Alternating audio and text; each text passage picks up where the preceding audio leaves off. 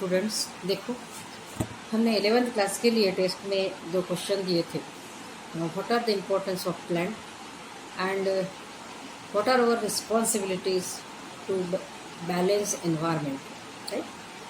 Again, one more question, that is, what is the effect of deforestation?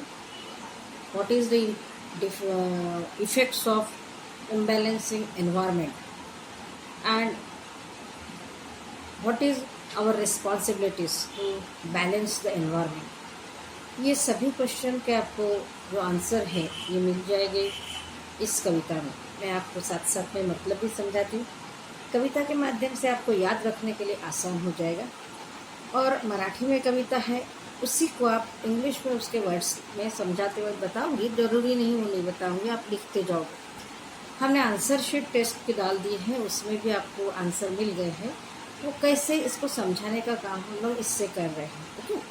तो ध्यान दीजिएगा और बाय हार्ट उस कविता को अपने अंदर. ये आपको भाषण देने के काम आएंगे. कुछ दिन ऐसे बनाए जाते हैं जिसमें ये क्वेश्चंस के आंसर लिखना पड़ता है निबंध के लिए, भाषण देने के लिए. और भी बायोलॉजी की, ज्योग्राफी के और एनवायरनमेंट की स्टडी में भी ये आंसर्स आ जाते हैं. तो ये एंटरटेनमेंट स्टडी. Now listen.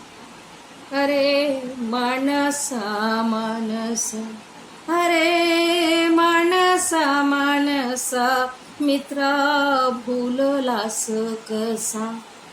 मी देतो तुझ चारा, छायेचा निवारा, अस्तित्वाला धरा, तृष्णेला जलधारा, अन थंडगार वारा. देखो यहाँ पे क्या बोले, मैं देतो तुझ चारा, मीन्स सभी प्राणी मात्रों के लिए फूड. प्लांट्स खुद के लिए भी फूड बनाता है और बचा फूड जो उसमें स्टोर किया जाता है वो हम लोग फूड करके प्लांट्स से अलग अलग रूप में एनिमल्स सभी ह्यूमन बीइंग के साथ यूज कर.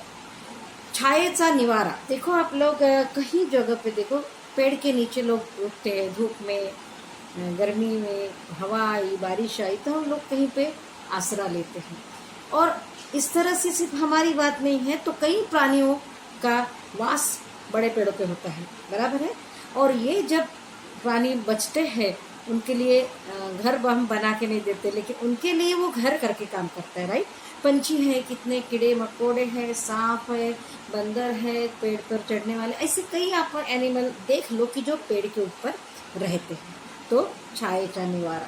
अस्तित्व वाला धरा, देखो आपने पढ़ा होगा कि जमीन में जब जहाँ जिस जगह पे पेड़ होते हैं उस जगह पे जमीन में अंदर, जमीन के अंदर भी पानी पकड़ा रहता है, वो एकदम नीचे नहीं चले जाता, ग्रेविटेशनल लेवल पे नहीं चले जाता. दूसरी बात, जहाँ पे पेड़ ज़्यादा होते हैं उस जगह पे बादल ठंडे होते, वहाँ पे बारिश होती है.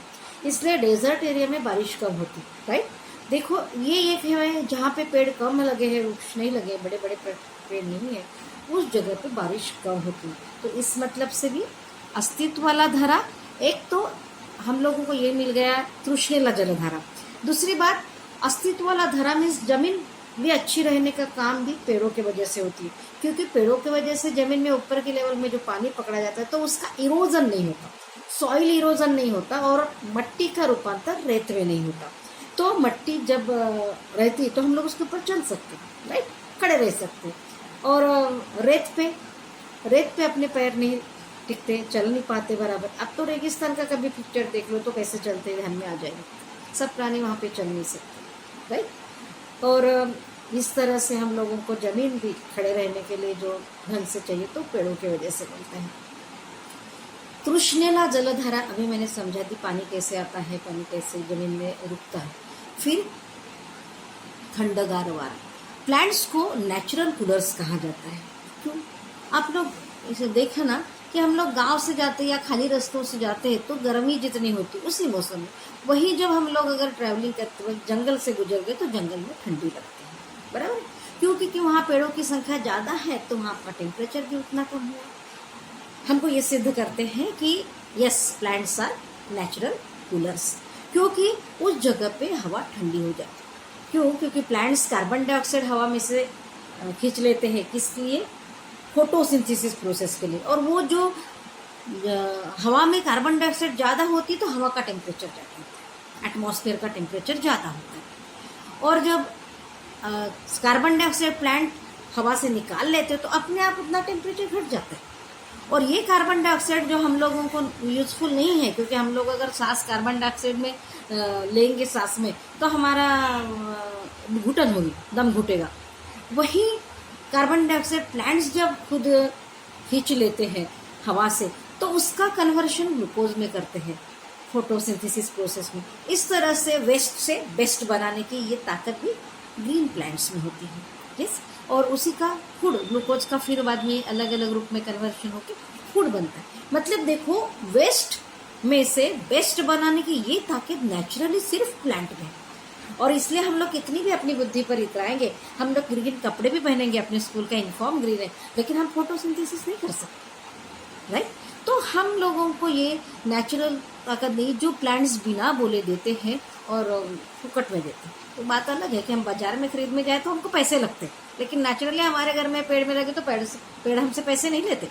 लेकिन पत्तियों के रूप में सब्जी देते हैं, फूल देते हैं, कुछ फूलों की सब्जी भी बनाई जाती है। आपको नहीं मालूम होगा तो पूछो आजू बाजू लोगों का। अपनी तो जंगल लकड़ी के लिए जाते हैं उन लोग, बहुत से तरह की फूलों की सब्जी बनाने के लिए फूल लाते हैं। फिर फल लाते हैं। फल मतलब हम लोगों जो भी सब्जियां फल के रूप में, प्लांट, फल का मतलब खाने वाले सेब, अनार, ये वाला फल नहीं होता है। हर पेड़ की जो फलियां लगती है उसमें जो लगने वाली लौकी है, कद्दू है, ये सब उसके क्या है, फ्रूट्स है। आप बायोलॉजिकल लैंग्वेज में ये हमको सब्जी के रूप में, फ्रूट्स के रूप में, फिर उनका फल में दाना बनता है तो दाना हम लोग गेहूँ, चावल, ज्वारी, ये तरह से दाने भी खाते हैं, दाल खाते हैं, चने फुटाने खाते हैं। तो ये उनके फल का सीड है। तो इस तरह का अलग अलग रूप में हमको फूड प्लांट्स क्या करते हैं, देते हैं।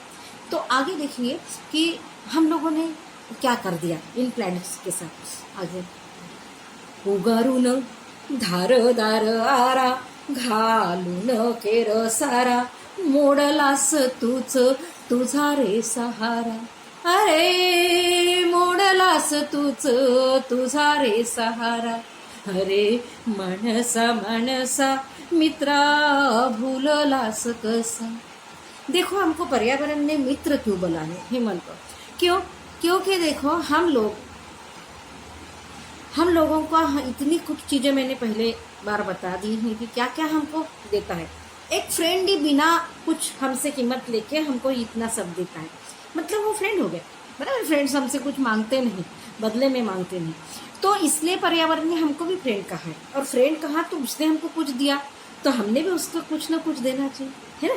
तो लेकिन हमने क्या किया, उगारून धारदार आरा। आरा मतलब लकड़ी काटने की जो आरी रहती है, बड़ा रहा तो आरा बोलते, छोटी रही तो आरी बोलते। देखो, जंगल कटाई करते, जंगल में से पेड़ काटने की परमिशन है, लेकिन सूखे हुए। लेकिन आप लोग देखो, किसी अलग अलग कारण से हमने अपनी सुविधाओं के लिए जंगल तोड़ डाले। अपने हाईवे के समय पेड़ तोड़ते हुए देखा होंगे, जंगल में लकड़ियां लाने जाते, दूर जाना पड़ा तो कुछ लोग गिले पेड़ तोड़ देते हैं फर्नीचर के लिए। जो सुविधा हमको अत्यंत आवश्यक नहीं है, उसके लिए अगर हम लोग बेशुमार गिले प्लेट्स की, जिंदा पेड़ों की अगर कटाई करते हैं तो ये नुकसान करते हैं। लेकिन हमने क्या किया, जो हम लोगों ने पेड़ काटे तो हम लोगों को ऊपर में हमने शुरू में बताए, वो सभी फायदे कम हो गए। इस तरह से हमने अपना ही नुकसान किया। इसलिए हमको पर्यावरण ने समझाया है, मोडलास तूच तुझा रे सहारा। तुमने खुद के ही सहारा मोड़े, खुद के ही सहार को मोड़े। दूसरा, घालून केर सारा। केर मीन्स कचरा। देखो, हम लोग कहीं जगह पे कचरा फेंक देते हैं। हम लोगों ने प्लास्टिक का कचरा अगर जमीन पे डाल दिया, वो जमीन पे सड़ता नहीं है, वो धूप से खिल उसके बारीक टुकड़े होते हैं, वो जमीन पे रहता है, वहाँ पे पानी पकड़ने की जो क्रिया है वो बराबर नहीं है।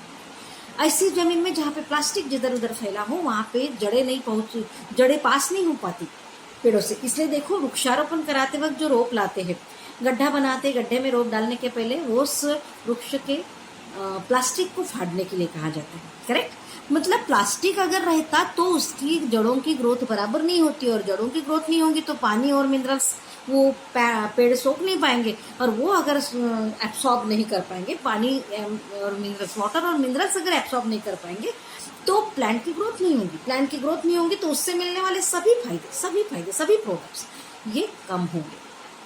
समझ में रहे, मतलब इससे हमको तो ये पक्का मालूम हो गया कि प्लास्टिक में से जड़ें पास नहीं हो सकते, बढ़ नहीं सकते, ऐसे कोई सिस्टम नहीं, वो फट जाएगा तभी जाके। यस, तो इस तरह से प्लास्टिक जिस जमीन में हम लोगों ने खर्रे के पन्ने, हम लोग जिस चीज को बाजार से लाते हैं पन्ने मांगते हैं छोटे छोटे, और वो अगर गंदी करके धो के रीयूज कर रहे तो ठीक है, लेकिन रीयूज भी एक लिमिट तक कर सकते, बाद में वो फट ही जाता है। तो जहां तक हो सके प्लास्टिक खर्च कर यूज ही मत करो। हम लोगों ने क्या करना चाहिए, तो जहां तक हो सके हम लोगों ने यही करना चाहिए कि कपड़े की थैली यूज करो। कपड़े की थैली बार बार यूज कर सकते हैं, धो के वापर सकते हैं, तो उसके वजह से क्या है, तो जमीन का पोल्यूशन भी नहीं होगा, ऊपर से हमको बार बार वो खरीदने के लिए पैसे भी नहीं लगे। और थैलियां भी क्या, तो हमारे पुराने कपड़े ऐसे बहुत बार होते हैं कि कंधे से फटता है, कहीं पीठ से फटता है, नीचे का पार्ट अच्छा होता है, ऐसे कपड़ों का, हमारे यूनिफॉर्म की जो कपड़े फटते हैं उसकी तो इतनी अच्छी थैलियां बन सकती। अगर ये थैली हम लोग जैसे जरूरत है, एकदम पतले पतले कपड़े की, जो सिंथेटिक कपड़े का पतला रही यहाँ पे दूसरे, उसके पतली थैली खिसे में ले जाए, तो हमको आधा किलो टमाटर लाना है, कुछ छोटी छोटी चीज लाना है, तो हमेशा रुमाल के सामान हमारे पापा को दे सकते। मैंने ऐसी थैलियां बांटी थी टीचर्स को, तो उसका यूज मैं भी खुद रखती हूँ। कभी कभी मेरे हाथ में रुमाल नहीं रहता तो मैं उससे थैली से हाथ भी पोंछ लेती हूँ, क्योंकि वो कॉटन की है। बाद में कहीं जरूरत पड़ी कुछ चीजों के, आधा के सर के खिसे में एक रखते थे पैंट के, तो वहां से वो चार चीज ला लेती। पन्नी लाने की जरूरत है, हम घर की लो या फिर कॉटन की खरीद लो, जैसी मर्जी, लेकिन इतना आसानी से। और बड़ा सामान लेने तो अपने पास अपन कॉटन, लेकिन मैंने देखी हूँ कपड़े के दुकान में लोग ग्राहक ये दुकानदार से झगड़ा कर करके पन्नी मांगते हैं, जो कि हमारे ही बाद में कितना नुकसान करवाते हैं उनको नहीं मालूम है ना। तो हम लोग एक साइंस के स्टूडेंट करके, समझदार स्टूडेंट करके, वो साइंस में एडमिशन लेने वाले खुद को तो समझते हैं कि हम होशियार है तो देखिए, लेकिन आर्ट में भी 80% के ऊपर वालों ने एडमिशन ली है। अपने दोस्तों को उसको भी ये वीडियो शेयर करो और इस जानकारी का उपयोग करके अपनी पढ़ाई में मार्क्स भी बढ़ाओ और अपनी ज़िंदगी भी एक्सप्लोर करो। धन्यवाद।